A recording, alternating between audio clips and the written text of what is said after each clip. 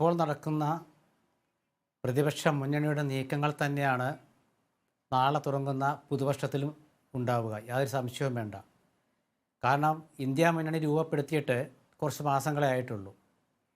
അപ്പോൾ നമ്മൾ ചിന്തിക്കുന്നത് ഭരണത്തിലിരിക്കുന്ന പ്രധാനമന്ത്രി പറയുന്ന കാര്യവും പ്രതിപക്ഷത്തിരിക്കുന്ന വിവിധ കക്ഷി നേതാക്കൾ പറയുന്ന കാര്യവും താരതമ്യം ചെയ്യുകയാണ്.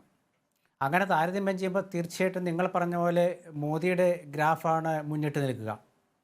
കാരണം ഒരുപാട് മാധ്യമങ്ങൾ ഇന്ന് മോദിക്കൊപ്പം ഉണ്ട്. അദ്ദേഹം ഇന്നലെ കൊടുത്ത അഭിമുഖത്തിൽ BJP പ്രതിനിധി ശ്രീ ജയേന്ദ്ര മാഷ് പറഞ്ഞതൊക്കെ എത്രയോ കാലമായിട്ട് നമ്മൾ കേൾക്കുന്നതാണ്. പക്ഷേ ജയേന്ദ്ര മാഷ് പോലും മറന്ന ഒരു കാര്യമാണ് അരുൺ ഇപ്പോൾ ഓർമ്മിപ്പിച്ചത്. അയോധ്യയിലെ രാമക്ഷേത്രത്തിലെ പ്രാണപ്രതിഷ്ഠ, അതിനു മുമ്പ് മണിപ്പൂരിലെ ക്രിസ്ത്യൻ, അതുപോലെ അവിടുത്തെ കലാപങ്ങൾ, ഇതൊന്നും നമ്മൾ മറന്നിട്ടില്ല. അപ്പോൾ റൊട്ടി കപ്പട ഔർ മഖാൻ എന്നതിൽ നിന്ന് മാറി ഒരു ക്ഷേത്രമാണ് ഇന്ത്യയിലെ ജനങ്ങൾക്ക് ആവശ്യമെന്നൊരു തോന്നൽ ഉണ്ടാക്കുന്ന പ്രധാനമന്ത്രി ആ കൂട്ടത്തിൽ കുറച്ച് കാര്യങ്ങൾ പറയുമ്പോൾ നമ്മൾ എന്താണ് ചിന്തിക്കേണ്ടത്? ഇവിടെ മൻമോഹൻ സിംഗ് എന്നൊരു പ്രധാനമന്ത്രി ഉണ്ടായിരുന്നു. നിർഭാഗ്യവശാൽ അദ്ദേഹം പബ്ലിസിറ്റിക്ക് പിന്നാലെ പോകാത്തതുകൊണ്ട് ഒരുപാട് കാര്യങ്ങൾ ഇപ്പോഴും മറഞ്ഞു കിടക്കുകയാണ്. വിവരാവകാശ നിയമം കൊണ്ടുവന്ന ആരാണ് ഡോക്ടർ അരുണെ? വനാവകാശ നിയമം കൊണ്ടുവന്ന ആരാണ്? ഇന്ത്യയിലെ കോടിക്കണക്കിന് ജനങ്ങൾക്ക് ഭക്ഷ്യസുരക്ഷാ നിയമം കൊണ്ടുവന്നത് ആരാണ്? ഇതൊക്കെ നമ്മുടെ മുമ്പിൽ ഇപ്പോഴും നിൽക്കുകയാണ്. തൊഴിലുറപ്പ് പദ്ധതി ആരുടേതാണ്?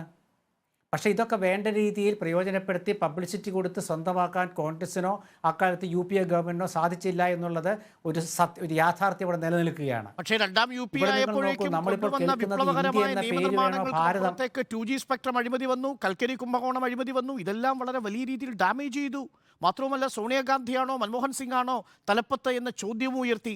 പരിവാർ രാഷ്ട്രീയമെന്നാണ് ഇന്നും നരേന്ദ്രമോദി അഭിമുഖത്തിൽ പറഞ്ഞിരിക്കുന്നത്. കേഡർ രാഷ്ട്രീയം പരിവാർ രാഷ്ട്രീയത്തിനു മേലിൽ അധീശത്വം നേടുന്നു. എന്താണ് മോദിയുടെ വിലയിരുത്തൽ, ശ്രീകുമാർ?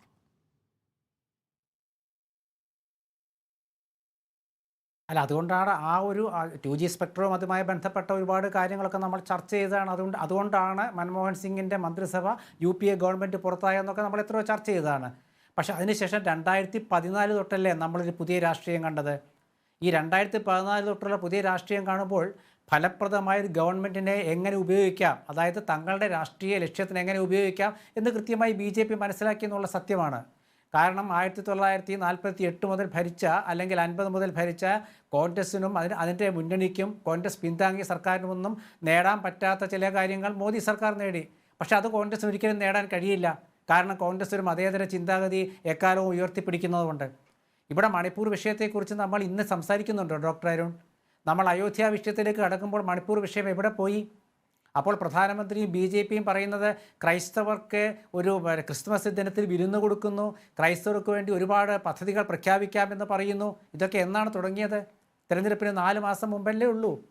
അയോധ്യയിലെ പ്രാണപ്രതിഷ്ഠ ചടങ്ങ് നടക്കാൻ പോകുന്നത് തിരഞ്ഞെടുപ്പിന് എത്ര മാസം മുമ്പാണ്? അപ്പോൾ നമ്മൾ എന്താണ് കണക്കാക്കേണ്ടത്? അതായത് ജനങ്ങളുടെ പ്രാഥമിക ആവശ്യങ്ങൾക്കും അവരുടെ ഭക്ഷണത്തിനും അവരുടെ അന്നത്തിനും അവരുടെ വിദ്യാഭ്യാസത്തിനും രാഷ്ട്രത്തിൻ്റെ പ്രതിരോധ പ്രവർത്തനങ്ങൾക്കും ഒക്കെയാണോ മുൻഗണന നൽകേണ്ടത്? അതോ ശ്രീരാമനെ കുറിച്ചുള്ള പ്രസംഗങ്ങൾക്കാണോ? അത് നമ്മൾ മനസ്സിലാക്കൂ. പ്രധാനമന്ത്രി നോക്കൂ, ആ ഭാരത സ്ത്രീയുടെ ഭാവശുദ്ധിയെ സംരക്ഷിച്ചു നിർത്തിയത് മോദി സർക്കാരല്ലേ? അവർക്ക് സ്വന്തമായിട്ട് അവരുടെ നാണം മറയ്ക്കാൻ ആവശ്യമായിട്ട് ശുചിമുറികൾ കൊടുത്തത് ഈ സർക്കാരല്ലേ? അവർക്ക് അവരുടെ അടുക്കളയിൽ ഊതി കാർബൺ ശ്വസിക്കാതെ അവർക്ക് ചായ ഇട്ട് കുടിക്കാൻ വേണ്ടി ഉജ്ജ്വൽ ഗ്യാസ് യോജന കൊടുത്തത് ഈ സർക്കാരല്ലേ? 10 കോടിയാണ് കൊടുത്തത്, സൗജന്യമായി കൊടുത്തത്. 14 കോടിയാണ് കഴിഞ്ഞ ഒരു പതിറ്റാണ്ട് കൊണ്ട് കൊടുത്തത്. 2 പതിറ്റാണ്ട് കൊണ്ടാകെ 18 കോടി കൊടുത്തെങ്കിൽ 1 പതിറ്റാണ്ട് കൊണ്ട് 14 കോടി കൊടുത്ത എൻ്റെ സർക്കാരിനെയല്ലേ ജനം വിശ്വസിക്കുമെന്നാണ് നരേന്ദ്രമോദി ചോദിക്കുന്നത്. കണക്കുകൾ വെച്ചാണ് നരേന്ദ്രമോദിയുടെ ഡിഫൻസ്.